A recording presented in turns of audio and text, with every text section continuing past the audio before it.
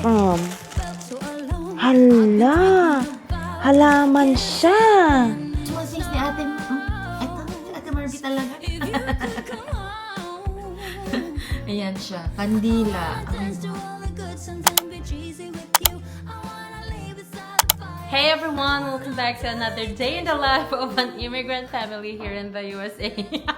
Nagtataka siguro kayo ba't ako nakaganito. Today is the Christmas party ng Filipino community dito sa Gainesville. And ang pa-outfit nila, ang theme ng aming Christmas party is Paskong Pinoy. So, gusto nila naka-Filipiniana kami. Pero kung wala naman daw Filipiniana, ay pwede naman daw mag-formal lang na attire. Kaso, late na nilang sinabi sis, nakapagpaano na kami, nakabili na kami ng Filipiniana namin. But anyway, the activity for today ay mayroong exchange gift yung mga bata. And kaming mga adults, wala na kami exchange gift. Pero after party, meron kaming, alam niyo yung nagtitrending ngayon na yung parang binubuhos lang sa table, kung ano yung mga something lang na mga small things lang ba na mga ng mga magpa-friends ganun. So kami mga girls may ganun kami. So we prepared 10 items. Pero dahil nawili naman akong bumili, hindi lang 10 items.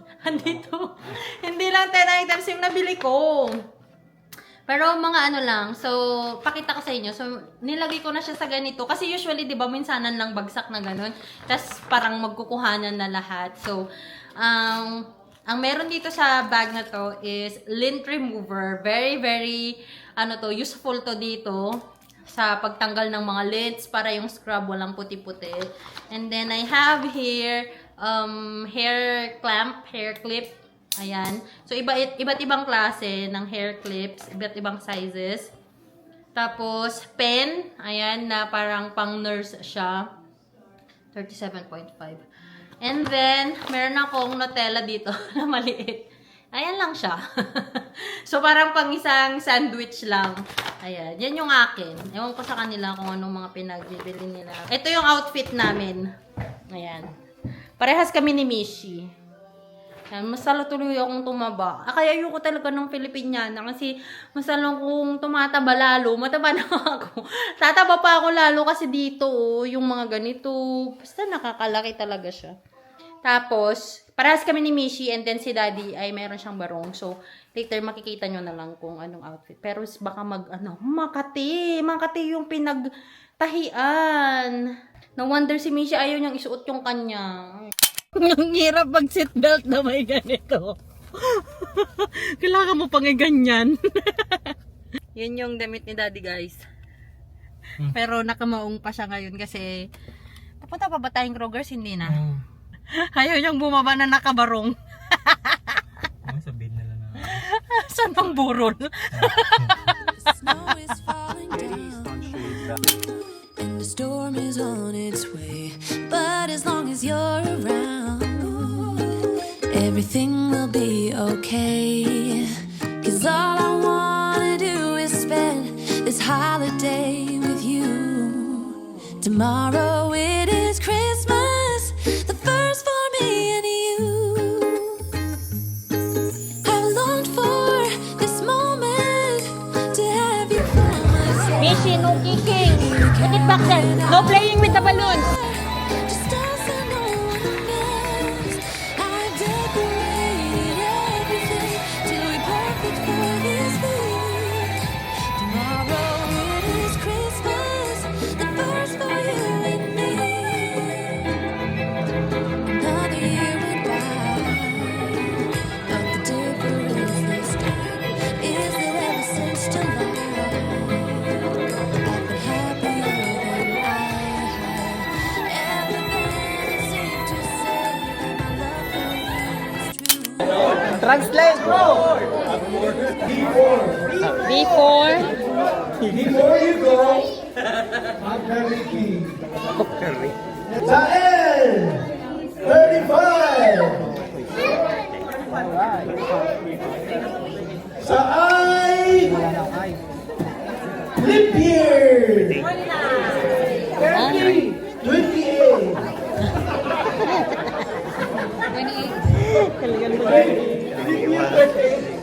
Ayos.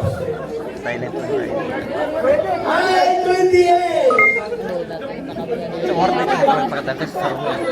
Sa letra 51. Mapabot din sa kwenta mo pa. 5-1. Makadyan ka pa. G51. Pag. Sama po. Ang anak mo. Doon tayo sa bunti. Ay, kalaban pala natin yan. Sa letra B. Sa letra N. Wala na ako.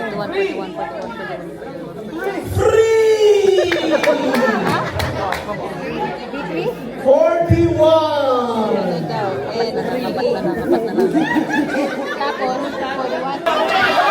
Mabubuntis!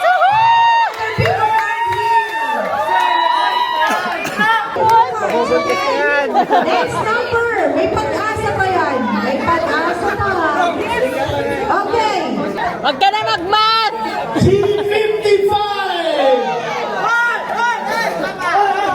Minus 6. 49. Huwag na math!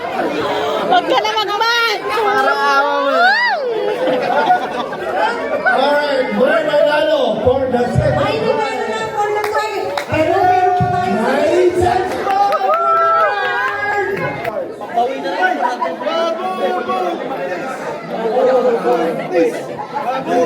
Solo? Confirm.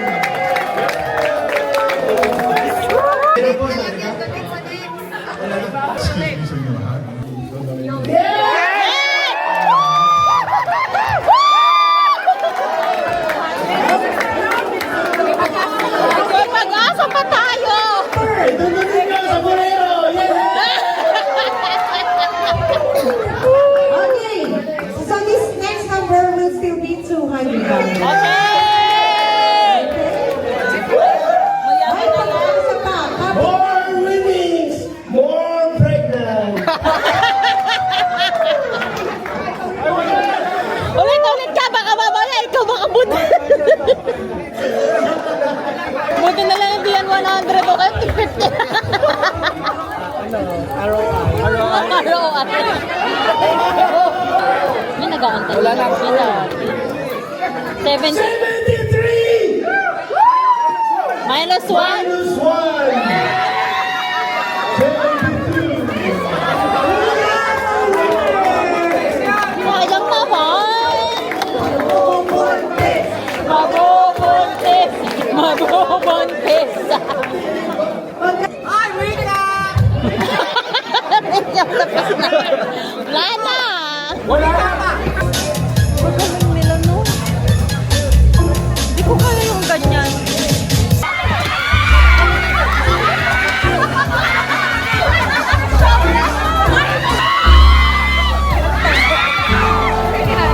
Let's hand sanitizer.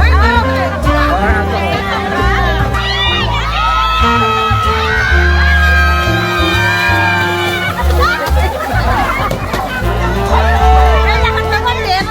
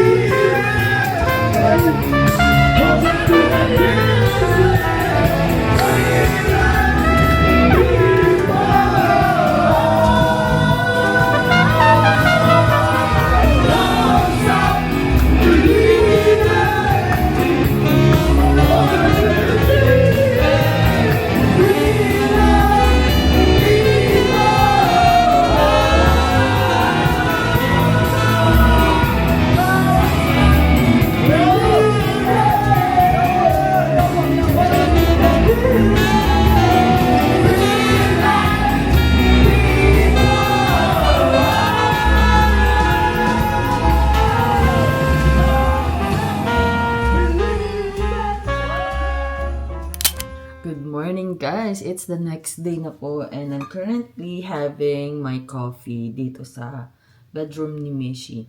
Yes, yung bedroom ni Mishi is already my office as well. Technically kasi si Mishi, hindi talaga niya to ginagamit tong room niya for sleeping. Ginagamit niya to for playing. So most of her stuff, andito yung closet niya, andito yung mga toys niya. Doon pa rin siya sa room namin. Doon pa rin siya natutulog hanggang ngayon. Filipino style talaga. Filipino culture. Kasi dito, mga bata, sa age ni Mishi, dapat may sarili na silang kwarto. Pero parang, kaming mga magulang ang hindi madisiplina ang sarili. Kasi gusto namin siyang kasama. Kahit hirap na kami sa higaan. Kasi letter H na kami most of the time. Aga kong nagising. For me, it's already maaga, pero para sa ibang tao, hindi maaga. Bumangon ako lumabas na ako ng kwarto ng 8:30 a.m.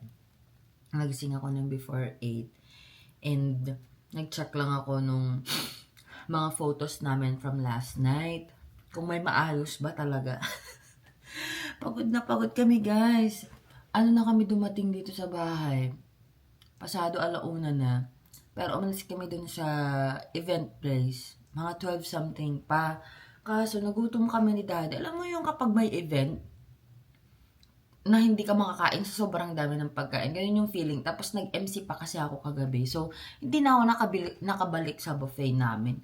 Tapos, sobrang talaga, nakakapagod. Ngayon lang ulit kasi ako nag-MC ng ganun. Yung alam mong gusto mong pasahin yung party. So, todo bigay ka sa parang hindi naman sa pagpapatawa, pero at least man lang ma-entertain yung mga tao din kahit papaano. At least kasi kilala ko most of the people there. So you can be yourself, you can joke around, alam mo yung pwede mong i-joke na And my partner, Ate Marvy, is so good din. She's very good with her. Wala kaming mga prepare na linyahan, guys. Wala. But she's really good kasi she knows the history of the group, kung anong ginagawa nila, mga ganyan. Tapos, pag may mga kailangang i-acknowledge, siya yung gumagawa nun. Last night, may mga bisita kami na from PNA, Georgia Chapter, Philippine Nurses Association. Ang president ng PNA pumunta sa amin. And I think si Ate Marvy ang nag-entertain, ang nag-invite. So, I let her entertain. Ako muna dito. Sabi ko syempre, mas kilala naman niya yung mga yun. It was so much fun. Si Mishi, grabe. Alam mo yung mata niya, tinitingnan ko yung anak ko from afar kasi hindi na siya lumalapit sa amin, guys. Andun lang sila sa area ng mga bata na naglalaro. Yung mata niya, alam mo yung antok na yung ang lalim na ng mata niya, pero hindi pa rin talaga siya nag-give up. As in talaga, kung hindi pa namin yun inuwi, kaya niya sigurong hindi matulog. Yung ibang bata, pumupunta na sa mga nanay nila para matulog. Siya talaga, wala. Anyway, bumangon ako ng maaga para may matapos naman ako kahit konti. Gusto ko mag-edit, magbalot ng ibang gifts. Although, yung mga gifts para kay Mishi, kasi may mga binili ako na hindi siya talaga gift. You know what I mean? Talagang gagamitin niya yun sa mga susunod na araw. Especially now, yung mga pang-winter. Medyo pang-winter. Hindi kami ngayon nag-winterize ng mga damit namin, guys. Kasi, yung ganito, pag nalabas ganito, okay. Si Mac nga naka-short siya na nag-grocery nung isang araw. May mga times na lumalamig siya, pero hindi siya yung all day na sobrang lamig ka na pag nasa South Dakota kasi kami, grabe talaga. Hindi ka pwedeng lumabas doon na wala kang coat, tapos wala kang beanie kasi sobrang lakas ng hangin. Tapos yung kamay mo, pag hindi ka nag-gloves doon, yung mamumula na magdadry, na masakit. As in, yung hangin talaga yung kalaban namin sa Midwest, guys. Hangin. Kaya ko yung lamig pero kapag humangin na, lalo na kapag may snow, tapos i-scoop niya yung lamig, ay, hirap. So, hindi kami nag-winterize ngayon. Up until now, yung mga coats namin nasa closet pa. Pakita ko pala sa inyo, guys, yung mga nakuha ko yesterday. We received a lot of gifts. Grabe. Probably it's because of Mishi. Pero yung iba, parang pang-family talaga siya, na binigay ng isang family. Ako kasi ngayon, parang wala akong masyado for Christmas. Hindi ako prepared for Christmas. Up until now, wala pa rin akong gift para kay Daddy. And ang nabili ko pa lang na gift para kay Mishi, isa pa lang na laruan. Pero may mga nabili kasi ako na yung mga, sinabi ko kasi kay Daddy, I don't want to spoil her na kapag Christmas, sobrang dami niyang nare-receive na gifts. Kasi I don't want her to grow up na, ay, pag Pasko, dapat ganito yung ma-receive ko, yung mga mamahalin, yung ganun. Gusto ko yung, she knows that Christmas, may mga ma-receive siya, but, matutunan niya na i-appreciate kahit yung mga practical things lang yung mga ma-receive niya, which is yun yung mangyayari ngayon, more on practical things, yung mga binili ko, like her socks, ganun yung mga binili ko for her. Nakita niyo siguro from previous clip yung maliliit lang na items, na exchange gift namin na, hay nako, sobrang happy. Alam mo yun, kahit hindi mo na naman po kailangan makipag-agawan, parang napapaganon ka kasi may ibang options. So, isang na-receive ko is this one. Tong siya. Ayan. Cute. Siguro sa Marshalls nila to nabili. Yung mga madaming ganyan sa Marshalls. Tong, tsaka ipit. Ayan. And then, ito naman, candy cane. Ay, nakakamit naman candy cane. And then, all-purpose cream na para sa kamay, which is I really like sa mga ganito. Even here sa aking table, meron akong mga lotions. I really love moisturizing my hands kasi sobrang nakaka-dry ng hands. Weather, lalo na pag naka-heater. So, meron akong ganito. And then, ito din, lip balm talaga. You can never go wrong with lip balm kapag may winter. Ito, gift to sa amin, Esteves fam. Ayan, yung mag-asawa. Ay, ito yung sobra nung akin.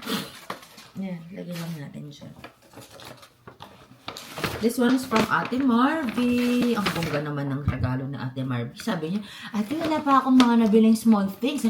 Small things lang naman yun. Parang kahit mga ballpen lang, mga yung small things ni ate mo. Eto, si Ate Marvy talaga.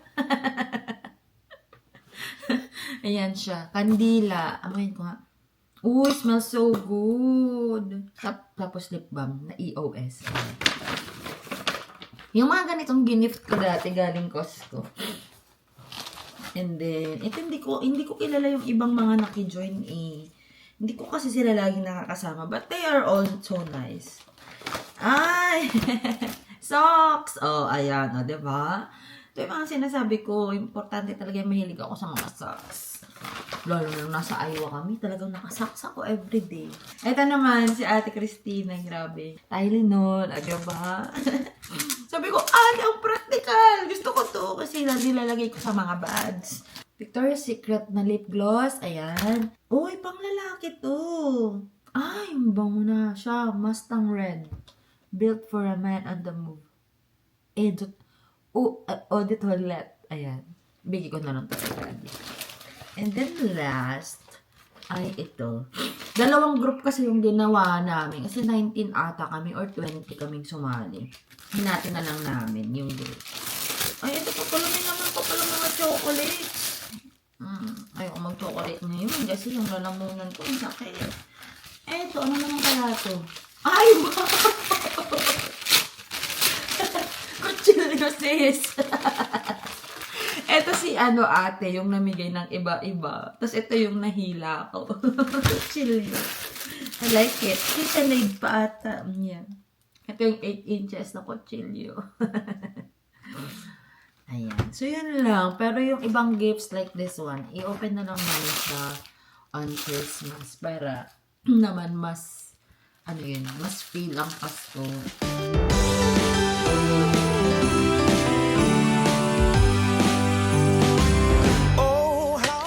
Unload ko na dito yung mga gifts na na-receive namin kagabi kasi ayoko siyang ilagay sa ilalim ng Christmas tree. Baka buksan lahat ni Mishi or guluhin niya. So, ilalagyan na lang namin dun kapag Christmas Eve na siguro. So, we have from Tito Chloe and Tita Luis, from Nationales family. Nagbigay na sila ng gift. Nagbigay pa sila ng ampaw for Mishi. From Shavin. Ay, naku naman talaga. Meron pang from Shaven. Ah, ito yung exchange gift nila kay Mishi. Mishi, Merry Christmas from Ate Raika. Who is this from? Hala! Halaman siya! Ito yung kila, Tita Gemma, yung na-meet namin na parang realtor.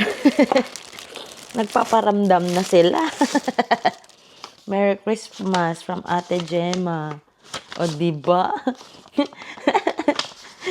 May calendar, tsaka lalabas ko yan mamaya. So, ito siya guys, yung halaman. Para siyang succulent, cactus succulent na may bulaklak. Ayan, and this is from, hindi ko pa to bubuksan. This is from Chokson Family. Kila Ate Kath, ang bongga naman, may pabagelya talaga. Para makita din ni Daddy. So, yan. Nandito na yung ibang nabalot ko and may babalutin pa ako dito. Tapos yung ibang babalutin ko for Mishi ay nandyan sa closet niya. Though, di ko na siya makontrol ngayon because she knows how to open na yung mga doors. So, hopefully, hindi niya buksan yung closet niya kasi minsan, gustong-gusto niyang pumunta dyan because she wants to see her outfits. So, ayun. Sana hindi niya buksan kasi nandyan pa yung ibang gifts na kailangan ko pang i-wrap for her. Yung mga niya, beanie niya, socks niya, yun, ganun. Bumili ako ng money wallets. Wala kasing ampaw dito, guys. So, ganito yung nabibili siya sa Walmart. Kung gusto mo ng ampaw, you need to buy it from Temu, from Shein, online. Pero ito, money wallet siya. So, ganyan siya. Tapos, may envelope. So, dalawang design. So, kung pupunta kami sa Christmas sa bahay nila Paula, what I'm planning is just to give cash na lang sa mga bata. Kasi, hindi ko naman alam kung ano yung mga gusto nila. Tsaka, hindi ko na kung ano ba yung mga interest nila. Kisa naman bumili ako kasi hindi nila ma-enjoy. So, I'd rather give them money na pandagdag sa kung ano man talaga yung gusto nila for Christmas. Ma-enjoy din nila yung shopping. Nung bata ako, gustong-gusto ko nakaka-receive ng pera. Kasi, gusto ko yung ma-experience din yung, magsha-shop kami, ganun. Though, sila papa ko kasi, they don't let us, parang, bata pa lang kami, they already taught us how to save up. So, parang elementary pa lang kami, may bank account na yata kami nun. So, kahit may ma-receive kami mga pera, hindi talaga siya for shopping. More on, nasa-save siya, tapos yun yung ginagamit namin kapag may emergency or kailangan namin ng something na kulang yung budget for school, ganyan. So yun yung mga namin. Kanyari, save namin yun para may pambili kami ng dress namin for the graduation, ganyan. O kaya, basta ganun lang, hindi yung sobrang. At saka hindi naman kami nakaka-receive ng sobrang daming pera nung bata kami.